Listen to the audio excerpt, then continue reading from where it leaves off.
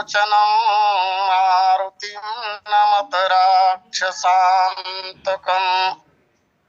गोविंद मेरी यह प्रार्थना है, भूलूं न मैं नाम कभी तुम्हारा। निष्काम होके दिन रात गाऊं, गोविंद दामोदर माधवेति। देहांत काले मम सामने हो, बंसी बजाते मन को लुभाते। गाता यही मैं तननाथ त्यागूं, गोविंद दामोदर माधवेति। याज्ञवल्क्य भरद्वाज मुनि उमा समेत महेश बंधु, तुलसीदास पुनि कागभुसुंडी खगेश। सिया मांडवी उर्मिला श्रुति कीरति बरबाम चार, ललन चारो लली तुलसी करत प्रणाम। जानकी जीवनम वंदे मांडवी प्राणवल्लभम, उर्मिला रमणं वंदे कीर्तिकांतं नमाम्यहम्। धरे नाम गुर हृदय विचारी, वेद तत्व नृप तव सुतचारी। गाए जा निरंतर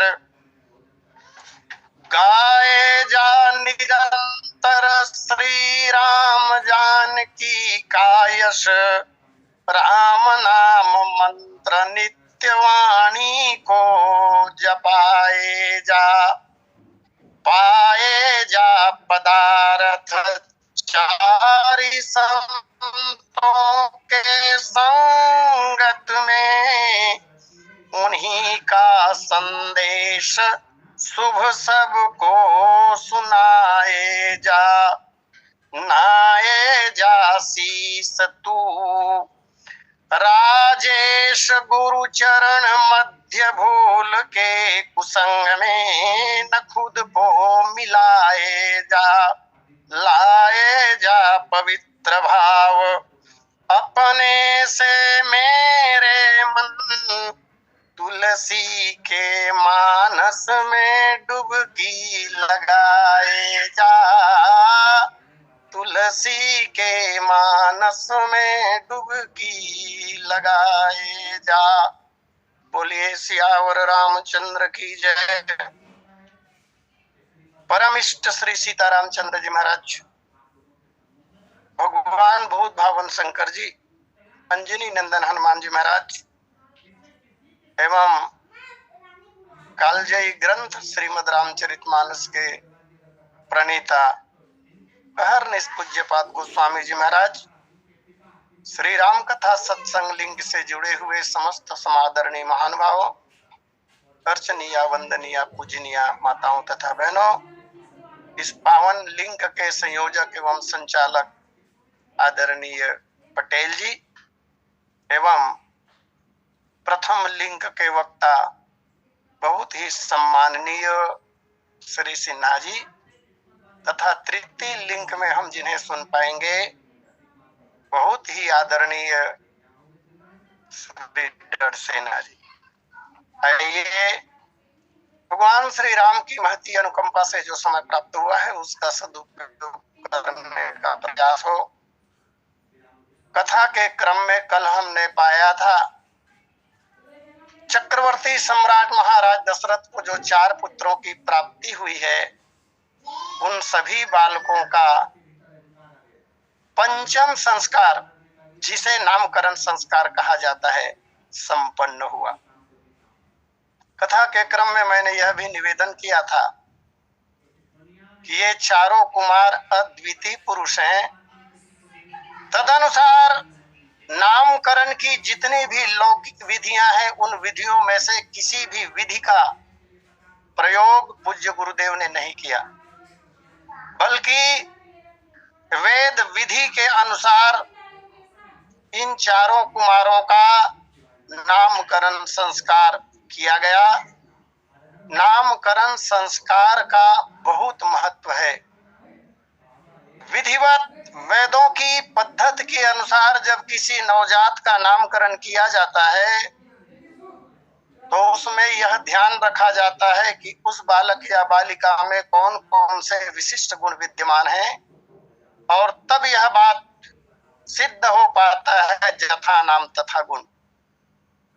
ठीक इसी क्रम में बिना ज्योतिष शास्त्र के सहयोग के गुरुदेव ने चारों कुमारों का नामकरण संस्कार कर दिया। और इसे से संबंधित एक बात स्वामी जी महाराज यहाँ कह रहे हैं, धरे नाम गुरु हृदय विचारी, वेद तत्व नृपो तव सूत चारी। धरे नाम गुरु, गुरु ने नामकरण संस्कार किया है। यहाँ मैं बहुत ही निवेदन पूर्वक एक बात कहना चाहूं। वर्तमान में टिप्पणी नहीं कर रहा, लेकिन वर्तमान में अपनी अपनी योग्यता और क्षमता के आधार पर जैसा जिसको जानकारी है, तदनुसार हम लोग नामकरण करते हैं। गलत नहीं है। फिर भी जो जानकार लोग हैं, हमारी परंपरा जो रही है नामकरण की, यदि उस प्रकार से नामकरण किया जाए तो मेरा मानना है बालक का भविष्य निश्चित रूप से उज्जवल होगा। व्यवहारिक जीवन में जिस स्तर पर हम लोग जी रहे हैं, वेद और शास्त्रों की बहुत सी बातें हमें ज्ञात नहीं है। जैसा मन में आया ऐसा नामकरण कर दिया गया। कुछ नाम तो ऐसे देखे जाते हैं वर्तमान में जिनका कोई अर्थ ही नहीं होता, अथवा अर्थ यदि निकलता भी है तो अनाप शनाप अर्थ निकलते हैं। इस तरह का नामकरण उचित नहीं। जिस मार्ग के हम लोग राही हैं, सनातन का वह मार्ग जो अनादिकाल से चला आ रहा है, जो स्वयंभूत है, जिसकी स्थापना किसी ने नहीं की, मेरे लिए तो वही धर्म श्रेयस्कर है जिस धर्म का पालन मेरे पूर्वजों ने किया है। मेरा शास्त्र जैसा कहता है उसके अनुसार आचरण करना मेरा परम धर्म है। तद अनुसार सबके पूज्य गुरुदेव हुआ ही करते हैं, सबके पुरोहित होते ही हैं। यहाँ चक्रवर्ती सम्राट महाराज दशरथ जो साक्षात वेद हैं, उन्होंने बालकों का नामकरण क्यों नहीं कर लिया? क्या दशरथ जी महाराज को नामकरण करने की विधि ज्ञात नहीं रही होगी? ऐसा हो नहीं सकता। जब वेदों दशरथों पर कहा गया, दशरथ नामकरण कर सकते थे। जैसा कि विदेहराज जनक ने कन्या का नामकरण किया, सीता जी का प्रथम नाम सीता नाम जो रखा गया है वो विदेहराज जनक के द्वारा रखा गया। इसी तरह यहाँ पर महाराज दशरथ भी खोल लेते पत्रिका पंचांग और नामकरण कर लेते, लेकिन नहीं। नामकरण की अपनी एक विशिष्ट विधि है जिस पर चर्चा हो चुकी। और जानकार वशिष्ठ जी महाराज हैं। जितनी जानकारियां स्कूल के संदर्भ में, परंपराओं के संदर्भ में, शास्त्रों के संदर्भ में गुरुदेव वशिष्ठ को है, उतना तो चक्रवर्ती जी को भी नहीं। इसलिए गुरुदेव को बुलाया गया और विधिवत बालकों का नामकरण संस्कार संपन्न कराया गया। धरे नाम गुरु हृदय विचारी, संकेत कर रहे हैं गोस्वामी जी महाराज।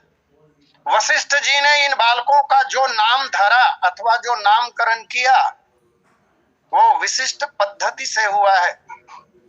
हृदय विचारी, हृदय में विचार कर जो नाम गुरुदेव ने रखे थे वो नामकरण किया।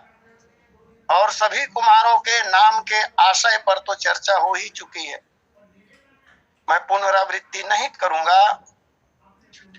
लोक मान्यताएं उन दिनों में जो रही होगी, उन लोक मान्यताओं के लीक से अलग हटकर जो उनका अंतरतम कहता है, हृदय में जो विचार आते हैं उसके आधार पर गुरुदेव वैसे भी त्रिकालज्ञ थे, त्रिकालदर्शी थे, वेद वेदता थे, ब्रह्म ज्ञानी थे, आत्मज्ञानी थे, तत्ववेदता थे।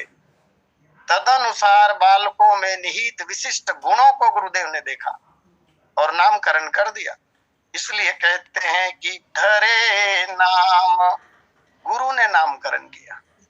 ये गुरु शब्द अपने आप में गुरुतर है, इस पर मुझे कुछ नहीं कहना है, क्योंकि गुरु शब्द की बहुत व्याख्याएं हो चुकी हैं, सब जानते हैं। गुरु की महिमा, गुरु और भगवान में तो कोई अंतर नहीं आगे।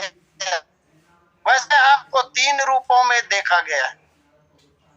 एक विचारधारा ऐसा है, एक विचारधारा के लोग ये कहते हैं कि नहीं भाई, गुरु भगवान से बड़ा होता है, और तब वो दोहा पढ़ा जाता है, गुरु गोविंद खड़े काके लागू पाए, बलिहारी गुरु आपनो गोविंद दियो बताए।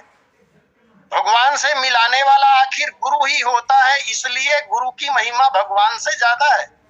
तो यहाँ पर इस विचारधारा में ये कहा गया कि नहीं, भगवान से अत्यधिक वजनदार गुरु होते हैं, गुरु बड़े हैं, भगवान उनसे थोड़े छोटे हैं।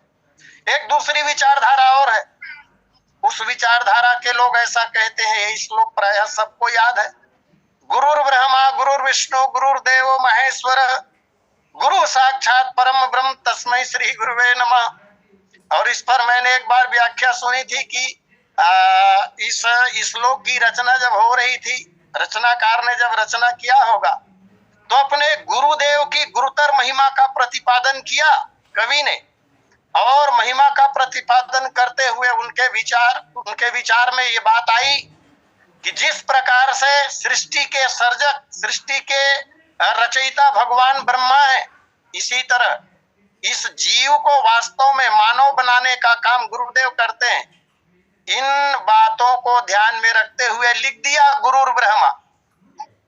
और गुरुर् ब्रह्मा लिखने के बाद जब उस पर चिंतन किया कवि ने, तो थोड़ी सी कमी महसूस हुई। मैंने अपने गुरुदेव को ब्रह्मा की उपाधि से विभूषित कर दिया, लेकिन ब्रह्मा में भी दोष पाए जाते हैं, और मेरे गुरु में दोष है नहीं, मेरे गुरु में दोष है नहीं, इसलिए मेरा गुरु ब्रह्मा नहीं हो सकता।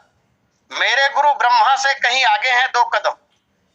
और तब गुरु ब्रह्मा के बाद उनकी दृष्टि में भगवान विष्णु दिखाई दिए, तो विष्णु का नाम रखा। मेरे गुरुदेव जो है वो विष्णु जैसे हैं, गुरु ब्रह्मा गुरु विष्णु। और विष्णु कहने के बाद जब अर्थ लगाया होगा तो मन में ये बात आई होगी कि भगवान नारायण के भी 4 हाथ हैं, और फिर शेष की सैया में विराजते हैं, सोते हैं। मेरे गुरु तो इनसे भी श्रेष्ठ हैं, इसलिए गुरुदेव को विष्णु कहना भी ठीक नहीं। गुरुर् ब्रह्मा गुरुर् विष्णु गुरुर्देवो महेश्वर। तब ध्यान गया, नहीं, मेरे गुरुजी महादेव के समान है, शंकर जी के समान है। तुम त्रिभुवन गुरु वेद बखाना। अपने गुरु का जो स्थान है, गुरुतर, गुरु की जो महिमा है, फिर विचार में उनका आया होगा कि नहीं, मेरे गुरुजी जो है वो शंकर भी नहीं हो सकते, शंकर जी से भी आगे हैं। और तब नीचे की पंक्ति लिखी, गुरुर् ब्रह्मा गुरुर् विष्णु गुरुर्देवो महेश्वर गुरु साक्षात परम ब्रह्म तस्मै श्री गुरुवे नमः। ये तो अवतारी पुरुष है, आखिर इनकी भी तो आयु है, आखिर 100 वर्ष की आयु ब्रह्मा जी की, पुनः 100 वर्ष की आयु विष्णु जी की, और 100 वर्ष की आयु शंकर जी की, इनकी भी आयु है, ये भी अवतारी हैं। ये तो अंश है, अंशी नहीं है। और इन अर्थों में इनसे भी गुरुतर स्थान मेरे गुरु जी का है। और तब उन्होंने कह दिया कि गुरु साक्षात परम ब्रह्म, मेरे जो गुरुदेव हैं वो साक्षात परम ब्रह्म है, परमात्मा ही है। इस तरह बहुत महिमा गाई हमारे शास्त्रों ने गुरु की। आज यहाँ भी गुरुदेव वशिष्ठ नामकरण कर चुके हैं, और नामकरण करते हुए जैसा कि कहा गया, वेद तत्व नृप वसुतचारी। हे राजन, तुम्हारे ये चारों कुमार वेदों के तत्व हैं। यहाँ पर मानस मनीषी और विद्वानों के अलग अलग विचार हैं। कुछ विद्वानों का ऐसा मत है कि वेद के 4 तत्व होते हैं, वेद भी 4 होते हैं, और 4 वेदों में 4 ही तत्व हैं। 4 तत्व कौन कौन से, तो उसकी व्याख्या करते हैं, धर्म अर्थ काम और मोक्ष। चक्रवर्ती जी के ये चारों कुमार वेद के ये चारों तत्व धर्म अर्थ काम और मोक्ष ही हैं। और नामकरण के समय जो चौपाइयां गाई गई हैं उनसे सिद्ध भी होता दिखाई देता है। विश्व भरण पोषण कर जोई, ताकर नाम भरत सोई। तो ये विष्णु जी हैं, अर्थात धन है। धन के संबंध में कभी मैंने सुनी थी कथा। ये विष्णु भगवान जो है वो प्रियतम है किनके, लक्ष्मी के। लक्ष्मी माने धन की देवी, और धन की जो देवी है लक्ष्मी जी, उनके पति हैं नारायण। किसी ने प्रश्न पूछा था कि भगवान नारायण, भगवान विष्णु जो गदा धारण करते हैं वो किस तत्व से बना रहा होगा? लोहे का था, तांबे का था, किस वस्तु का था? तो वहां पर उत्तर दिया जाता है, भाई जिसकी अर्धांगिनी साक्षात लक्ष्मी हो, धन की देवी हो, उनके पति के पास कोई लोहा तांबा का गदा तो नहीं हो सकता। उनका जो गदा रहा होगा वो निश्चित रूप से सोने का ही रहा होगा। बिल्कुल मानना पड़ेगा, भगवान नारायण का जो गदा था, नाम भी गजब का है उसका, कौमुदी नाम है भगवान की गदा का, कौमुदी नामक गदा। लेकिन भगवान गदा को रखते कैसे हैं? हनुमान जी की तरह नहीं रखते, सब लोग जानते हैं। हनुमान जी महाराज की गदा वो भी केवल रखने का है। हनुमान जी महाराज गदा रखते जरूर हैं, गदा का प्रयोग कहाँ किया है मुझे तो ज्ञात नहीं है। हाँ, लीलाओं में ये अलग बात है, वो छोटे छोटे बच्चे जो राक्षस बने होते हैं उनको हनुमान जी महाराज गदा से ऐसा स्पर्श करते हैं और फिर वो लुढ़क जाता है। लेकिन रामचरितमानस में किसी भी दुर्दांत से दुर्दांत राक्षस को मारने के लिए हनुमान जी महाराज ने गदा का प्रयोग नहीं किया। उनका तो मुक्का ही काफी है, पूंछ ही पर्याप्त है, हाथ और पैर पर्याप्त है। तो लेकिन जब चलते हैं तो ऐसा हमने तस्वीरों में देखा है, हनुमान जी महाराज गदा कंधे पर रखते हैं, लेकिन नारायण के चित्र में कभी गदा को कंधे पर नहीं देखा, हमने तो नहीं देखा। गदा जो है वो रहता कहाँ है? तो गदा उल्टा, गदा का जो फल वाला भाग होता है, आघात करने वाला भाग होता है, वो नीचे जमीन में टिका रहता है, और उसका जो डंडा होता है वो भगवान के हाथ में होता है। और रहता कहाँ पर है? तो भगवान के चरणों के पास रहता है। या अगर ये मान लिया जाए कि भगवान की गदा जो है वो सोने की है, तो सोने का महत्व, सोने का अस्तित्व या सोना धन्य कब है? जब वो प्रभु के चरणों से छू जाए, जब वो भगवान के चरणों में समर्पित हो जाए। इसका तात्पर्य यही हुआ कि धन वह श्रेष्ठ है जो भगवान की सेवा में लग जाए। आदि आदि तो मैं चर्चा कर रहा था, वेद तत्व नृप तवसुतचारी। महाराज दशरथ के 4 जो पुत्र हैं वो वेद के 4 तत्व हैं। आइए, विश्व भरण पोषण कर जोई, ताकर नाम भरत सोई। इस हिसाब से अगर देखें तो भरत जी जो हैं वो अर्थ हुए, अर्थ, क्योंकि बिना अर्थ के भरण पोषण तो होगा नहीं। और ये तो हमारा पावन देश भारत है, जहां तीर्थ यात्रियों पर जब संकट के बादल मंडराते हैं तो 250-250 रुपए में एक बोतल पानी बिकता है। धर्मप्राण देश में 500-500 रुपए में एक चपाती बिकती है। संकटग्रस्त लोगों के लिए धन, मेरा कहने का आशय केवल इतना है कि धन के बिना रोटी मिलने वाली नहीं है, धन चाहिए।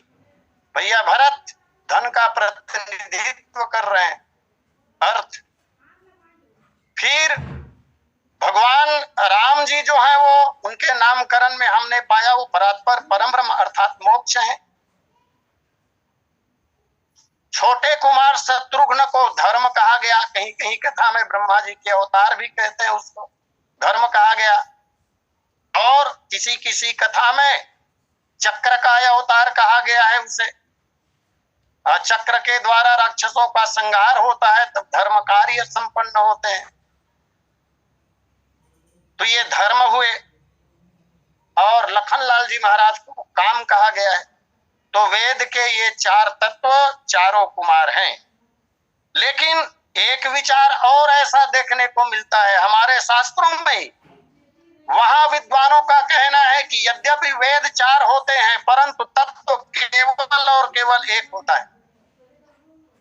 और इसके भी बहुत से प्रमाण हैं। कहा जा रहा है कि तत्व, वेद का तत्व केवल एक होता है। और वो वेद का एक तत्व क्या है? तो वहां हमारे शास्त्रकार कहते हैं वेद का एक तत्व केवल और केवल ब्रह्म है। ब्रह्म है, और ब्रह्म के अनेक नाम हैं। अनेक नामों में एक नाम ओम भी है, जिसको प्रणव कहा जाता है। प्रणव कहा जाता है जिसे, ये ब्रह्म का सर्वश्रेष्ठ नाम है। और ओम का जब हम उच्चारण करते हैं तो ओम अगर उच्चारण किया जाए तो अनुभव से पता चलता है इसमें अ भी है, उ भी है और म भी है। अर्थात अकार, उकार और मकार, और उसके ऊपर में जो चंद्र लगा होता है, अर्धमात्रा जो होता है, इस तरह चार मात्राएं हो गई। तो जो लोग ऐसा कहते हैं, जिन विद्वानों का ऐसा मत है कि नहीं जी, चार वेदों का एक ही तत्व है ब्रह्म, तो ब्रह्म में चार मात्राएं तो दिखाई दे रही है ओम के हिसाब से। ओम सर्वश्रेष्ठ नाम है ब्रह्म का, तो चार मात्राएं दिखाई दे रही है। ये चार मात्राएं जो हैं, यही चारों कुमार हैं।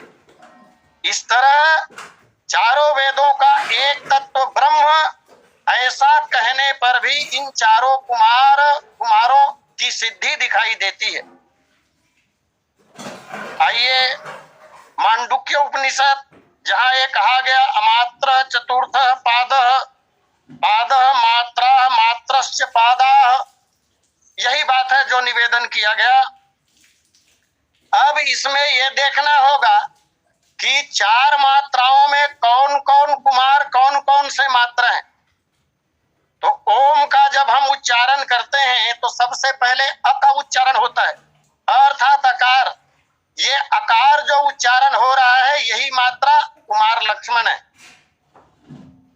अकाराक्षर संभूत सौमित्री विश्व भावन, ऐसा कहा गया है। ये आकार मात्रा विश्व भावन, विश्व बंधु, विश्व विभू, विश्वात्मा, दूसरे अर्थों में जागृत अवस्था, इसके विभू, इसके स्वामी, इसके अभिमानी देवता कुमार लखनलाल जी, ऐसा सिद्ध किया। फिर ओम का उच्चारण जब हम करते हैं तो ऊ की ध्वनि भी आती है, अ के बाद ऊ की ध्वनि आएगी। ये उकार है, उकार मात्रा ही सबसे छोटा कुमार शत्रुघ्न है। उकाराक्षर संभूत शत्रुघ्न तेज सायक, ये उकार मात्रा यही तेजस आत्मा है, यही तेजस विभू है। स्वप्न अवस्था के अभिमानी देवता यही है, इसके स्वामी स्वप्नावस्था के तीन अवस्था, तीन गुण, जिस पर चर्चा बहुत हुआ करती है। तो ये तीन भाई जो हैं वो तीन अवस्था है। कुमार लक्ष्मण जो है वो जागृत अवस्था है, और उनके चरित्र में दिखाई भी देता है। वनवास काल में कुमार लक्ष्मण सोए ही नहीं, जागृत अवस्था है लखनलाल जी महाराज। और स्वप्न अवस्था हो गए शत्रुघ्न जी महाराज। अच्छा, ओम का जब उच्चारण होता है तो उसमें म की ध्वनि भी निकलती है। म की ध्वनि अर्थात मकार, यही भरत जी हैं।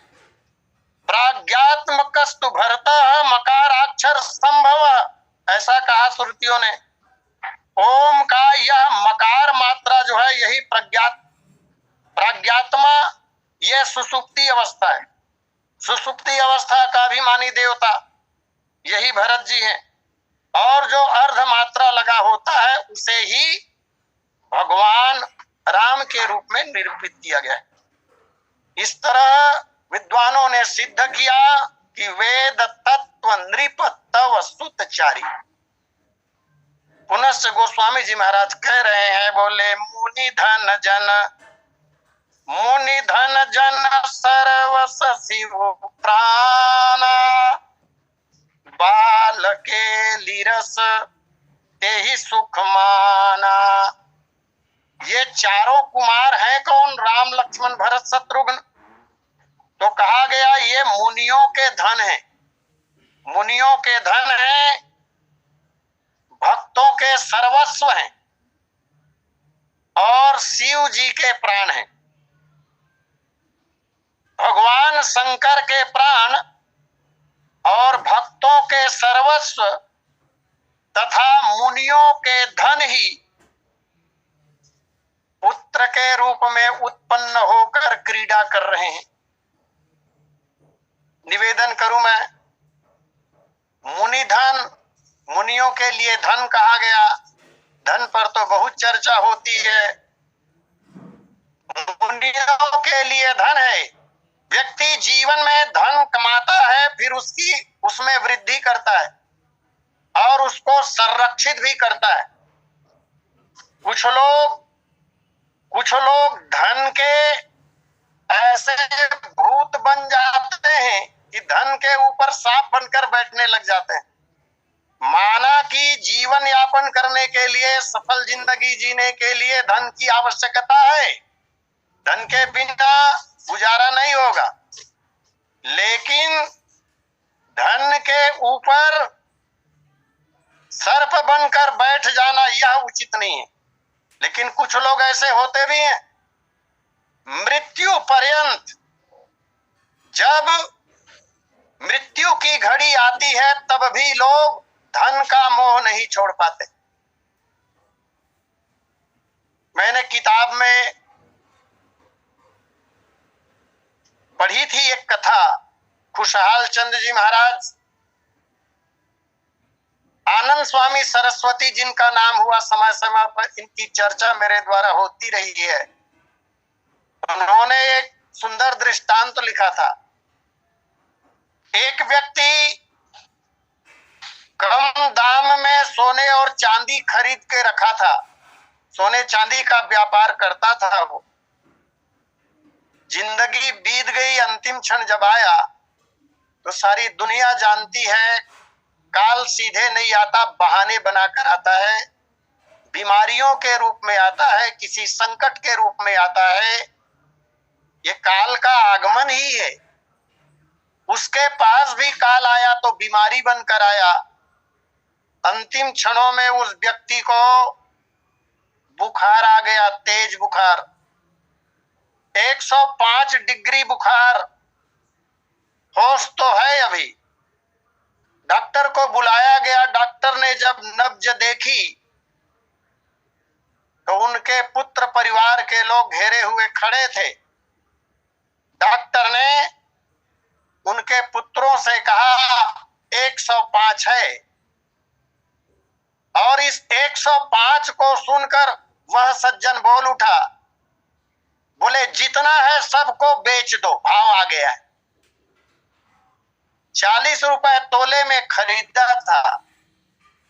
उसने सोचा कि 105 रुपए तोले की बात कर रहा है ये सज्जन, इसलिए सारे सोने बेच दो, चांदी बेच दो, भाव आ गया है। इस तरह लोग धन के चक्कर में सब कुछ भूल जाते हैं।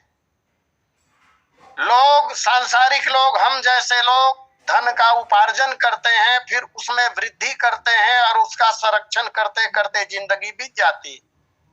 भगवान राम के संदर्भ में, चारों कुमारों के संदर्भ में ये बात कही जा रही है, ये मुनियों के धन है। किन मुनियों के? तो बोले महर्षि वाल्मीकि, विश्वामित्र जी, इन मुनियों का धन भगवान है। लेकिन हमारी तरह